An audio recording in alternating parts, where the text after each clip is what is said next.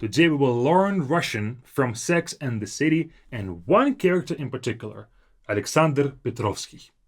And I'm a Russian native, I'm a Russian teacher, and by the way, if you want to learn some Russian, this is the channel for you. I can look at some of his Russian words and talk about what he said wrong or right compared to a Russian native standpoint.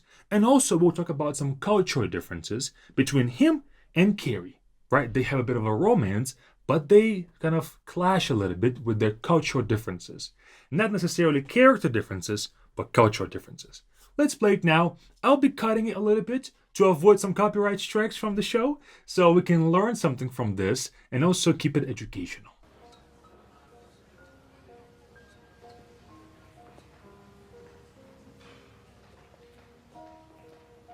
So first you see that she enters like a Russian, I guess, club or restaurant, and then she comes upstairs for a restaurant thing, and you see these lamps, and at the bottom is samovar. Samovar is where they used to boil water, and they'll pour hot water out of, like this thing right here. These days there's electric samovars. It's like a kettle, but back in the day it used to be heated up with, I think, wood. I mean, of course I was not alive during those years, but they'll use wood to heat up water, and then they'll pour the hot water into a cup, because in Russia and maybe like 200 years ago there wasn't any electricity like that, right? And period, it wasn't. And so they use these for hot water, and so you see that as a way to decorate this restaurant. Let's keep going.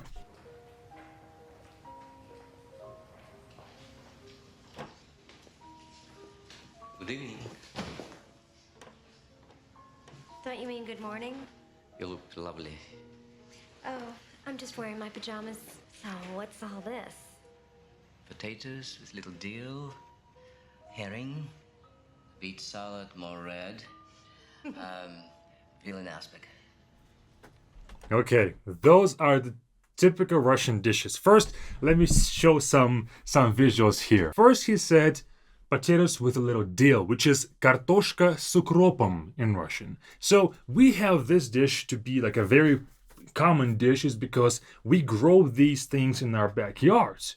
I grew up in a house where we had a backyard. We didn't have potatoes there, but other people do have potatoes and they have dill. So for you to make some dish, you don't have to go to the store and get ingredients that you don't have.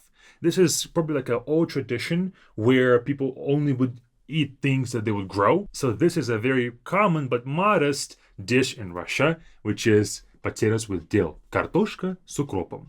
Then he goes to say beet salad. Beet salad is салат со свеклой, which is right here. You see this beets. Again, we grew beets in our backyard, right? So you have something very simple, just beets with maybe some mayonnaise. And mayonnaise is what? Just eggs and oil, I believe, right? So it's super simple. It's a super simple salad that you can make just having vegetables in your garden. Next, he said herring. So seletka is a fish. This is herring right here, and we would have it at our table like pretty much almost always. And we typically have it like this in a can. Right here you see silt, seletka, etc. And you can buy it and just eat it like at the table. And we do have it. I don't know why we love fish, and not even like fish in the oven, but just fish just like that. Maybe just a bit of salted fish. Then he goes on to say that he loves aspic, and aspic in Russian is холодец. I hate this thing. It's jellied meat. And it's not your top of the notch meat, right? It's the most useless meat in the kitchen, the tasteless meat that you simply have a leftover of, but for you not to throw it out, you use it in something like this. Jellied meat. Every single New Year celebration, we have this at our tables, and I hate it. And every single year, my grandparents tell me, just try it, you will like it. And I'm thinking, well, maybe my taste buds developed a little bit. No, every single time I hate it. Every single time. So the fact that they have all of these things at a table, it's very Russian-like. And I would really give props to the writer because probably they knew a Russian person. And maybe even a Russian person wrote this part. And I'll tell you why later as well. Let's keep going. Let's keep watching. What exactly is aspic? Kind of meat jello. Try it. It's yummy. Not You yummy. eat this late at night? I usually work all night. For me, it's not late. You work all night painting? Yeah, painting, sculpture, whatever. I have a bit of an art question. As you know, Alexander. Alexander. Oh, Alexander. Alexander. Say Alec. Alec. Alexander. Alexander. Call me Bob.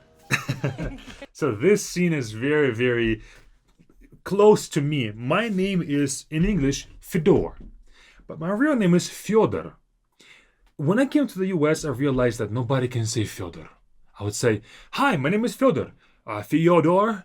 Fyodor? What? Nobody could say it. As soon as I said Fedor, oh, Fedor, okay, whatever.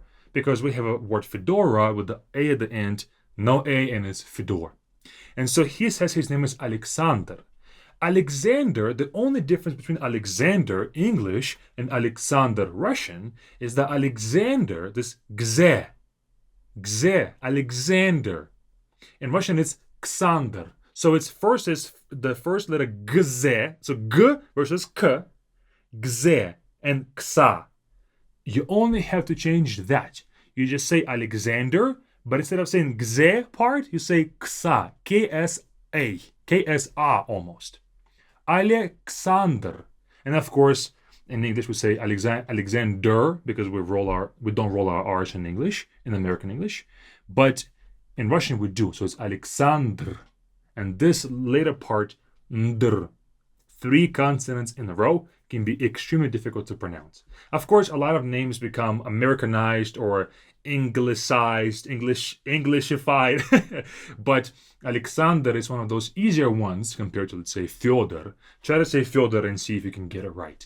But this is very, very cool how he does it. However, he's been in the US for a minute, right? According to the script. So why is he still worried about his name not being said properly? I think he should be used to it by now. Like, I got used to it maybe like first 2 weeks. Let's keep going. So, I'm a writer. I write a column for a newspaper. Congratulations. Now we get into a cultural difference. So she says, I'm a writer for a column in a newspaper. She's expecting, oh wow, that's awesome, that's amazing. And that's just an American way to kind of converse, maybe more of like that Western way of conversation. It's when you have like this positivity that you're so supportive to a person. But in Russia, we don't really do it as much. He says, congratulations, like, okay, is that what you're looking for? Is that what you're expecting of me to say right now? It's like, good job, well done, you know? So he doesn't know how to be this just supportive, naturally, like small talk-ish supportive. So he goes to say something very meaningful, which is congratulations, right? And then they're going to have a waiter come in where they would exchange some Russian words. And that's where I will come in to give you my expertise here. Извините, пожалуйста, все хорошо здесь? Все замечательно, только, может, уберите картошку, остальное все хорошо. Okay, that was the Russian part. Let's play it again. Извините, пожалуйста, все хорошо здесь? Все замечательно, только, может, уберите картошку, остальное все хорошо.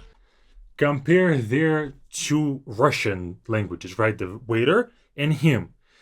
Just think of the tone. Just pay attention to the tone difference here.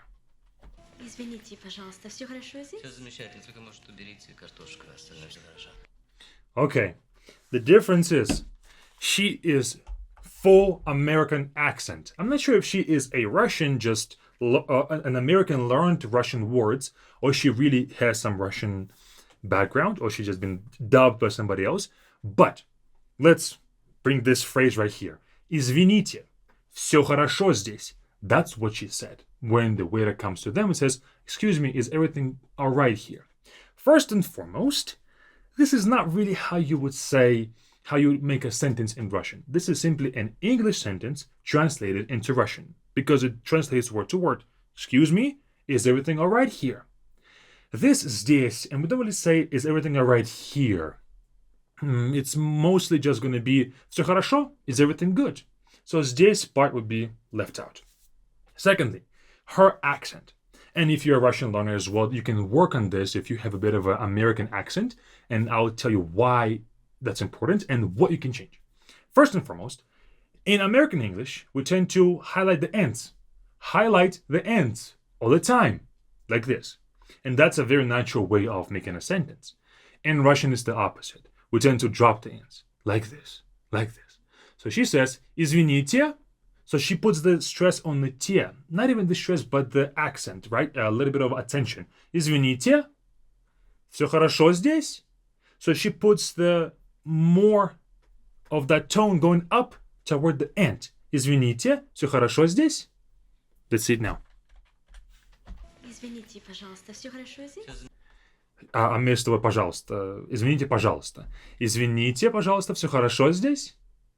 So a Russian would do the opposite, and you can hear him do that. He drops the end. Замечательно, только, может, уберите картошку, остальное все хорошо.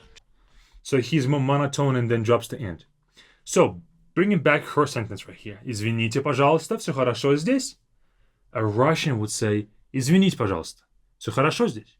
So you would drop the здесь and the те. Okay? Извините, пожалуйста, все хорошо здесь?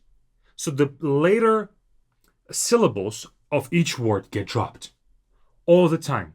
It's called devoicing, and that's how we speak. And you can hear him being a bit more monotone, and he speaks very fast and tells her to get the potatoes out and things like that, but he doesn't have an accent. He might have a little bit of a hint of an accent because as an actor, he moved to, I believe, Canada and then the US at a young age, and so he's been outside of Russian language for a long time, so he might have a bit of an accent. But his overall tone is perfect. He speaks monotone, just not really putting accent onto any word. Let's play his part now. Извините, пожалуйста, все хорошо здесь? Все замечательно, только, может, уберите картошку, остальное. Все замечательно, только, может быть, уберите картошку.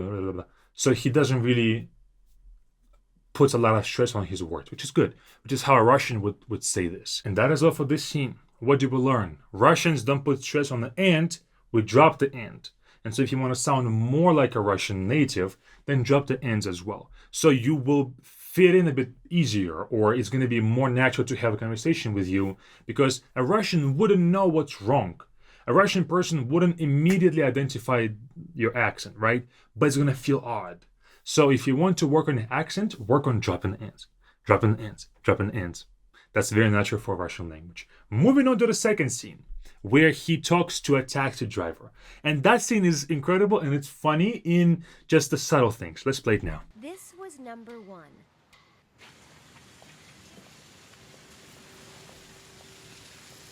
Taxi!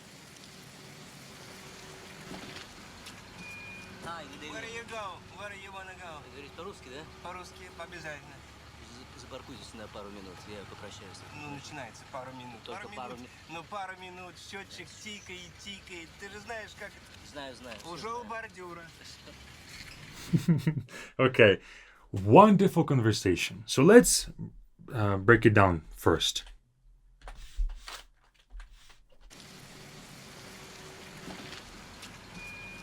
Where do you go? Where do you go? Where do you go? Where do you wanna go? Where do you wanna go?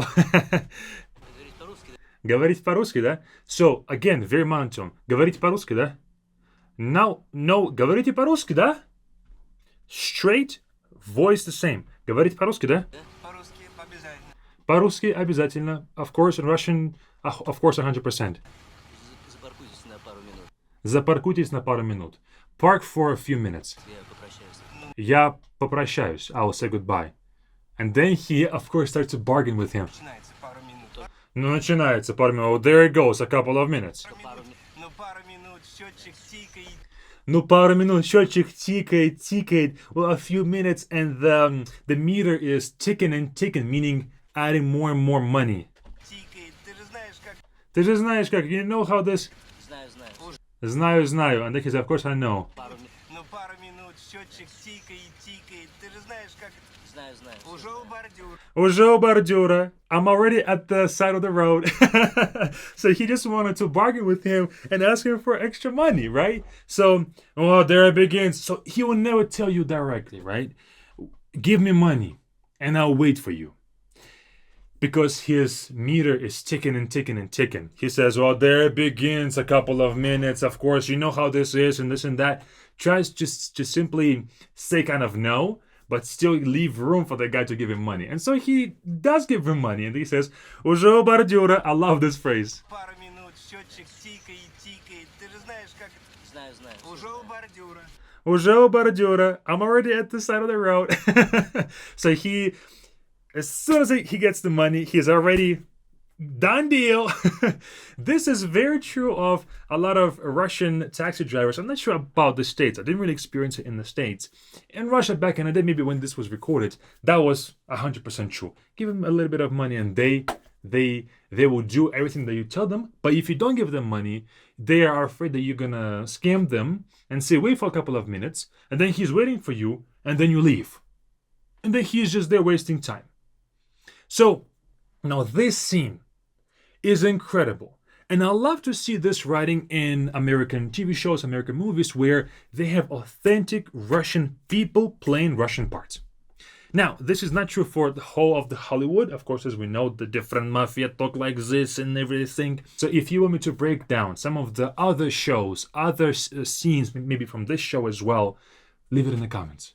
I'll be more than happy to dive deeper into this kind of a topic to where we can break down Russian language in different shows. Now, this show, great writing. The character is on point with his Russian language. We've talked about a bit of an accent and a bit of a cultural difference between America and Russia, and learn some dishes too. So more breakdowns to come. If you help me find the right shows, please put in the comments your favorite shows that have Russian language in it, and I will do my breakdown and we're gonna laugh at it and learn from it as well. But that is all. If you want to learn Russian, this channel is for you, and keep on watching our next video right here with this button right here.